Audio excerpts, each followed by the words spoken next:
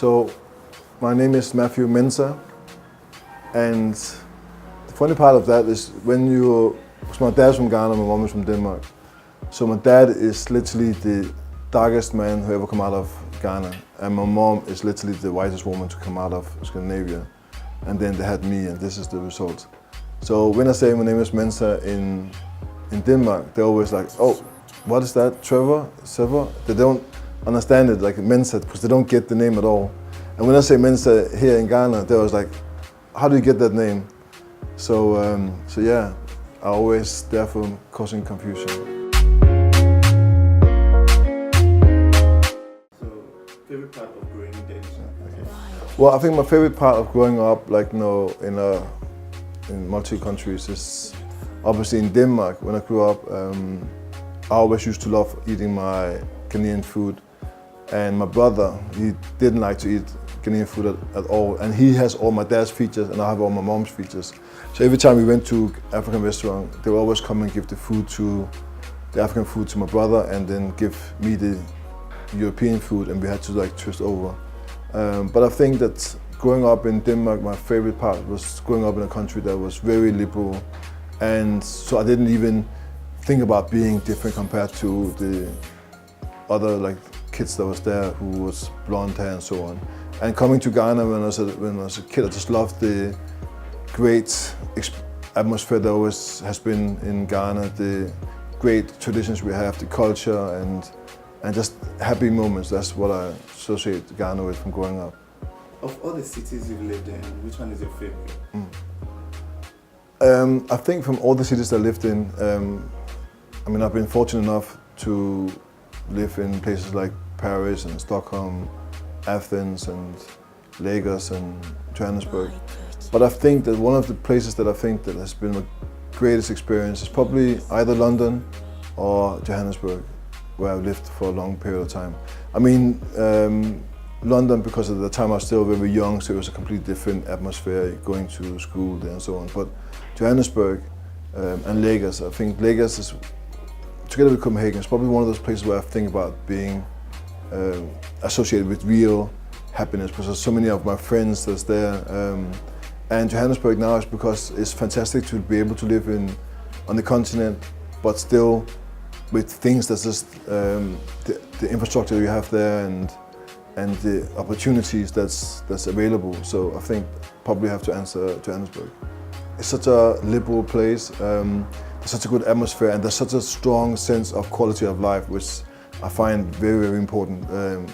People that don't stress too much, they take a lot of care into their private life, and things that's important to them are things that is not about material things, but it's more about quality of life. So for example, in Copenhagen, people would rather have a very beautiful home than having a big BMW and whatnot. And I appreciate that, because people are about the real things that matters.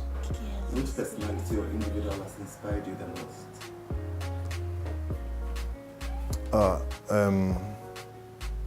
There's so many people that's really inspiring me, but it's difficult for me to just picture one person that inspires me, because there's so many people that inspires me in different ways. So I would have a hard time just mention one person, but yeah, if I should, just on top of my head,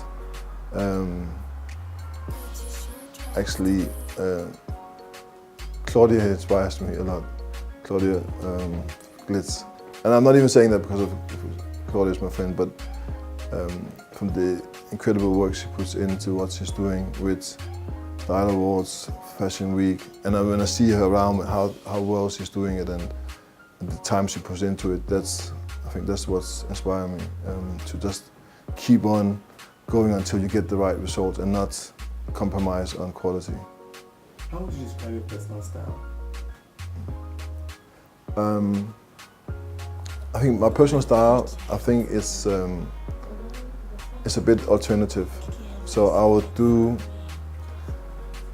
normally I always wear suits, but I like to wear different kind of, like add my own style to it. And make sure, of course, that it's tailored, and the same thing as well if I wear my my traditional clothes. I like to have my own personal touch to it. So I would describe my style modern and but a bit alternative, but yet contemporary, but with my own touch. Okay. How do you pronounce it? How I pronounce it? So I'll just say the way that you're supposed to say it, Bulgari.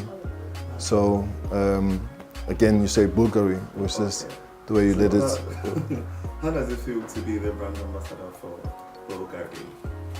Well, being brand ambassador or influencer for Bulgari perfumes, especially, is of course a big honor and something that I've really been appreciating. But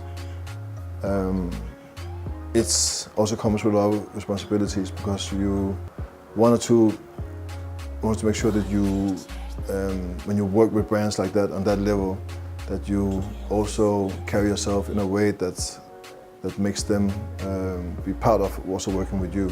So, but it's something that I'm definitely very proud of. You were awarded GQ.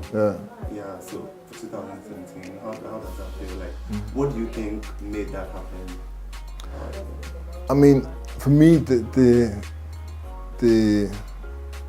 special part of it is, of course, to be the first West African to get that kind of accolade. But and of course, it's something that other people would think that you have made yourself deserve to. But to be honest with you, it's just the way that I've been dressing. So it's not something that I felt like I did anything special to. And of course, it's something that they had looked at over a period of time, and they felt that okay, you are worthy of it. But apart from that, it's not something. I don't dress for other people than myself. I want to look good for myself first and foremost, but also to respect what I'm doing and the people that I'm around. In that way, I look after myself, but first and foremost, I dress for myself always. Well, that's my girls at my home, and this is one of the things I was saying before. Is that all those things, how you dress and so on, is all very good, but end of the day, it's just the superficial things. You know, there have to be something inside, and for me, I always dress in a certain way, but that's not what's important for me. It's not my foundation. And so the picture you showed me before is like, for me, it's like special now because I've been away from them for so long. That's like my girls at the orphanage that I'm part of, a shelter for young girls. And that particular picture, we were just, because every weekend we always tend to do things where we go to the zoo or cinema, or just go out and do things that would motivate and inspire the girls and just have a good time. So I think we were just taking a picture as we were on our way out somewhere, and we were standing and looking at some of the other girls, joking around. But when I look at that picture, it's anytime I look at any of those pictures of those girls, I always get in a good mood. So if you're given the platform, like let's say an international, worldwide, what's that one serious topic you would like to talk about? If I was giving a world platform, it would be the issue of child trafficking, which I feel that is something that is not on the platform where it should be, especially since there are so many young children that are suffering from it on a daily basis. So I would say child trafficking or gender-based violence, which is something, especially in South Africa where I stay most of the time, is really rampant. But of course, it's also a big problem here in West Africa. We just don't speak about it as much as they do in South Africa because theirs is on a completely different level. But one of those two. Last thing you bought online. Last thing I bought online. I don't really buy things online. I haven't caught up with that really. For some reason, I always feel like that buying things online.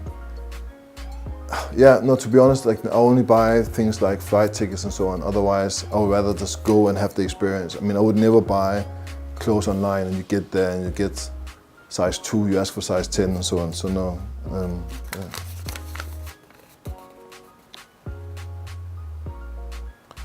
A movie about your life, who would play you?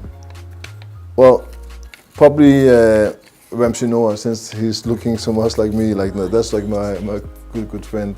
So yeah, probably someone like Ramsey, who is like a outstanding African world-class actor.